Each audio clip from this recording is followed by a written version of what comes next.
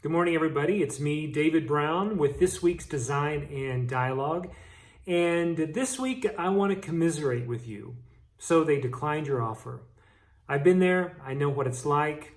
I know that it's very frustrating when you finally do interact with a really solid candidate. You think you do all the right things. You think all the conversations go great. And at the end of the day, the offer you made is rejected. They took somebody else's offer. They like to stay where they are. Whatever the reason, they're not moving in with you and your firm. They don't buy in to what you are offering. And that can be hurtful. That can be hard. And it can be dejecting to think you've got to start all over again with a new process. So they didn't accept your offer. And I can probably imagine 3 reasons why. These are 3 very common mistakes that firms make when they're bringing on staff. And so I want to go over in this Design and Dialogue a few of the mistakes that are being made most consistently by firms as they interview candidates to join their firm. And then next week, I want to talk about the solution, because the solution is really easy. So let's dive into those 3 mistakes. What is the first mistake I know you're making when someone is not interested in joining your firm? And that is that your process takes too long. These candidates these days, even as we start to recover from this COVID recession or whatever it's going to be called through history, there's still opportunity out there. People are still hiring. And these good candidates have a lot of different positions reaching out to them. So if your process takes too long, you're going to lose the candidate. Now think about your process. Think about from the moment you post a job to the moment that candidate starts. What is that process? What does it look like? How many people are asking the candidate the same questions? How many people are in the process overall? How many phone screens? How many times do they have to apply? What information do they have to put in when they apply? If you wouldn't want to go through your own process, you should not make candidates go through it either. So I think the first thing you're doing wrong is that your process simply takes too long. Second thing that you're doing wrong is that you're not selling your opportunity to the candidates that come in to meet with you.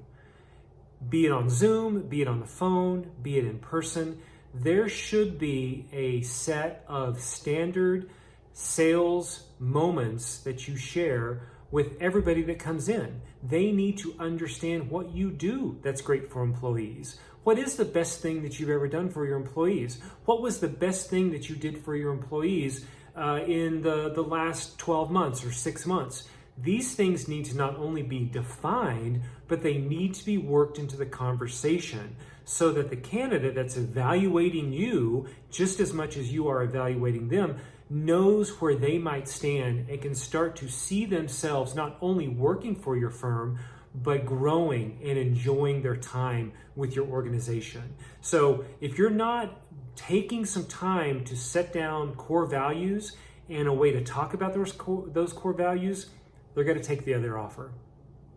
The last thing that you're doing wrong is that you're too indecisive. I come across this all the time. I know that each hire is important and you want to make the right hire for your team, but don't get caught up in analysis paralysis. Have some faith. Have some measurements and markers about what a good candidate is in your firm. Sarah is a great employee because of these things. Jack is a great employee because of these things. Kind of metric that out and create a roadmap to make a decision on an unknown potential employee that doesn't get you harangued up in no decision. Because that's the worst scenario, is when you do a complete process with an employee, you've got great meetings, they're feeling engaged and excited, and because your indecisiveness drags on for 2 weeks, 4 weeks, a month and a half, the candidate's got to be gone. And even if they do get to an offer phase and they are still available, they're going to reject that offer because they're not going to be interested in a firm that takes that long to make a decision like this. I've been in companies and firms that take forever to make a decision. And not only does it hurt the one hire, it gets you a bad reputation in the larger marketplace. So that's it. Those are the 3 things I believe that you're doing right now that is driving away talent from your firm. Now check in next week. I want to talk about the one very simple solution I think you can do today to turn all this around and get those candidates interested and engaged and saying yes to your opportunities. That's everything for today. I really appreciate your watching this video. If you like it, if you share it, if you comment on it, all of that is appreciated, so please do so. And I look forward to talking to everybody next week. Have a good day.